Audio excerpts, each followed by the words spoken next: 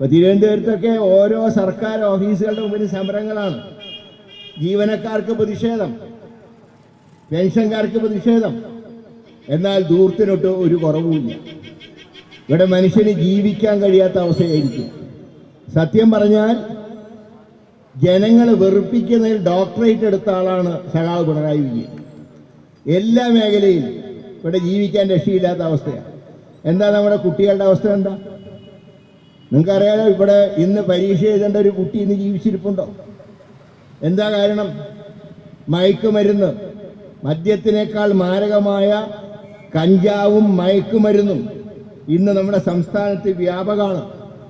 എത്രയോ കുട്ടികൾ, അത് കുട്ടികൾ തമ്മിൽ തല്ലുന്ന. മുമ്പൊക്കെ മറ്റേ ദേശീയത്തിന് അങ്ങോട്ടും ഇങ്ങോട്ടൊക്കെ കുസ്തി പിടിക്കാറുണ്ട്. ഇപ്പം അങ്ങനെയല്ല, കൊല്ലണം എന്നുള്ള ഒരു വാശിയിലാണ് ചെയ്യുന്നത്. ഇവിടെ താമരശ്ശേരിയിൽ ആ കുട്ടീനെയും തലയ്ക്കടിച്ച് കൊന്നല്ലേ, തലയൊട്ടി തകർത്തിട്ടല്ലേ ആ കുഞ്ഞ് മരണപ്പെട്ടത്.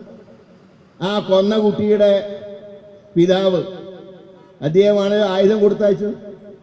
അദ്ദേഹം DP ചന്ദ്രശേഖരനെ കൊന്ന പ്രതിയുടെ കൂടെ നിൽക്കുന്ന ചിത്രങ്ങൾ വൈറലാണിപ്പോൾ. ഞാൻ പറയാം, ഈ സർക്കാരിൽ ഉത്തരവാദിത്വം ഇല്ലേ? എന്നിട്ട് പറയാം ജനങ്ങൾ ആഹ്വാനം ചെയ്യുക എന്ത് കഞ്ചാവ് പിടിക്കാൻ. ഇപ്പം നാട്ടുകാർക്ക് ജോലി കഞ്ചാവ് പിടിക്കാനാണോ? അതിനല്ലേ ഇവിടെ എക്സൈസ് ഉള്ളത്, അതിനല്ലേ പോലീസ് ഉള്ളത്. എന്നിട്ട് ആഹ്വാനം ചെയ്യുക, എന്നിട്ട് പ്രതിജ്ഞ എടുക്കുക. പ്രതിജ്ഞ എടുത്തോണ്ട് വല്ല കാര്യമുണ്ടോ? നമ്മളൊക്കെ കാണാറുണ്ട് പ്രതിജ്ഞ എടുക്കുമ്പോൾ 24 മണിക്കൂറും കള്ളുഷാപ്പിൽ നടക്കുന്നവന്മാരും വന്നിട്ട് പ്രതിജ്ഞ എടുക്കുന്നു. ഞാൻ മദ്യത്തിനും മയക്കുമരുന്നിനെതിരായിട്ട് പോരാടുന്നു. വല്ല കാര്യമുണ്ടോ? അതാണ് ഇവിടുത്തെ അവസ്ഥ. മുഖ്യമന്ത്രി പ്രതിജ്ഞ എഴുതി കൊടുക്കാൻ. ഇങ്ങനെ പ്രതിജ്ഞ ഇവിടെ എക്സൈസ് ഡിപ്പാർട്ട്മെൻറ്റ് ആവശ്യം എന്താ? ഞാൻ ചോദിക്കട്ടെ, കുട്ടികളെ കൊല്ലുകയല്ലേ? തിരുവനന്തപുരത്ത് ഒരാൾ സ്വന്തം അനിയനെ ഉൾപ്പെടെയാണ് വെട്ടിക്കൊണ്ടു. അത് ചുറ്റിയോണ്ട് അടിച്ചു കൊണ്ടു. അനിയന് ഇഷ്ടപ്പെട്ട ഭക്ഷണം വാങ്ങിക്കൊടുത്ത് ആ ഭക്ഷണം കഴിക്കുമ്പോൾ ചുറ്റിയോണ്ട് അടിച്ച ആ ബോഡി പോലും കാണാൻ വയ്യാത്ത അവസ്ഥയിലായി. എന്തൊക്കെയാണ് നടക്കുന്നത് ഇവിടെ? ഇപ്പം പറയുന്നത് ഗോവിന്ദമാഷ് പറയാണ്, മൂന്നാമതും ഞങ്ങൾ തന്നെ വരുന്നു. നിങ്ങൾ മൂന്നാമതും വന്നാൽ മക്കളും പിതാക്കന്മാരുടെ കൈകൊണ്ട് മരണപ്പെടും, മാതാപിതാക്കളും മക്കളുടെ കൈകൊണ്ട് മരണപ്പെടും. കാരണം അത്രയേറെ കഞ്ചാവും മറ്റേ ലഹരിയും ഇന്ന് കേരളത്തിൽ വ്യാപകമായി കഴിഞ്ഞു. അതാണ് ഇവിടുത്തെ അവസ്ഥ. ഇന്നലെ ഇവിടെ കുട്ടികളെ മറ്റേ 5 പേരെ കൊന്ന സംഭവത്തിൽ കഞ്ഞാറമ്മൂട് പോലീസ് കണ്ടുപിടിച്ച എന്താ അറിയോ? സ്വത്ത് എന്താ കടം കാരണം കൊന്നു. കടം കാരണം കൊന്നു എന്ന് പറഞ്ഞപ്പോൾ അവരുടെ അച്ഛൻ ദുബായിൽ നിന്ന് വന്നിട്ടുണ്ട്. ഇപ്പോൾ അദ്ദേഹം പറയാണ്, എനിക്ക് അങ്ങനെ ഒരു കടവുമില്ല, എനിക്ക് എൻ്റെ കുടുംബത്തിന് ഒരു കടവുമില്ല. കാരണം ഇയാളും മയക്കുമരുന്നിൻ്റെ അടിമയാണ്. ഈ കൊലപാതകം നടത്തിയ ആള്. ഏത് കൊലപാതകം പരിശോധിച്ചാലും കാണാം മദ്യത്തിനേക്കാൾ മയക്കുമരുന്ന്, കഞ്ചാവ്. വിദ്യാലയങ്ങളെ കേന്ദ്രീകരിച്ച് കഞ്ചാവ് വിൽപ്പന നടത്തുന്നു. എന്താ ഈ സംസ്ഥാനത്തിൻ്റെ അവസ്ഥ?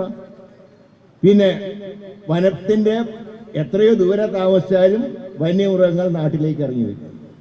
കാരണം വന്യമൃഗങ്ങൾ വിചാരിച്ചു ഞങ്ങളെക്കാൾ ദുഷ്ടന്മാരാണ് കേരളം ഭരിക്കുന്നത്, പിന്നെ ഞങ്ങൾ മാത്രം എന്തിനാ കാട്ടിൽ കഴിയുന്നത് വിചാരിച്ചു.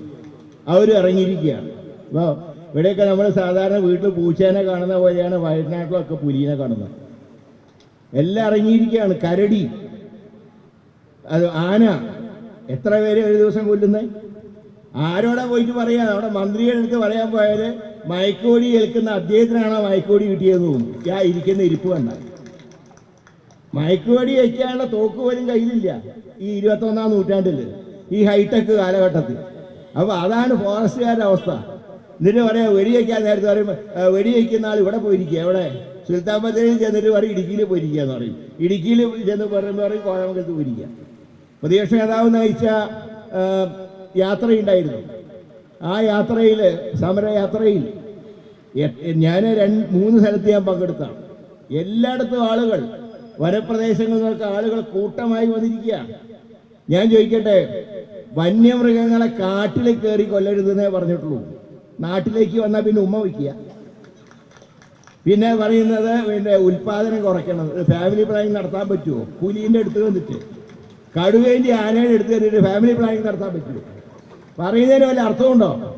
മൃഗങ്ങൾ വന്നാൽ വെടിവെക്കണം, അതിനുള്ള തോക്ക് പോലും കയ്യിലില്ല. എന്നിട്ടാണ് വാചകം അടിക്കുന്നത്. തള്ളുക കടന്നിട്ട് ഇങ്ങനെ തള്ളൽ തന്നെ, തള്ളോട് തള്ളൽ. മനുഷ്യനോടെ ജീവിക്കാൻ വയ്യ.